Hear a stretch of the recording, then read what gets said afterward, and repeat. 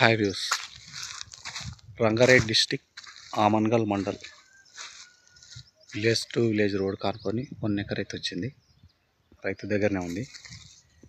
Red soil చాలా బాగుంటుంది. Land వచ్చేసి త్రిబుల్ సైడ్ మన ఏదైతే ఫ్యూచర్ సిటీ ఉందో ఫ్యూచర్ సిటీ ఏరియాలో ఉన్నటువంటి land. Akuthotapalli, Amangal, Sagar highway, Srisailam highway మధ్యలో ఉన్నటువంటి ల్యాండ్.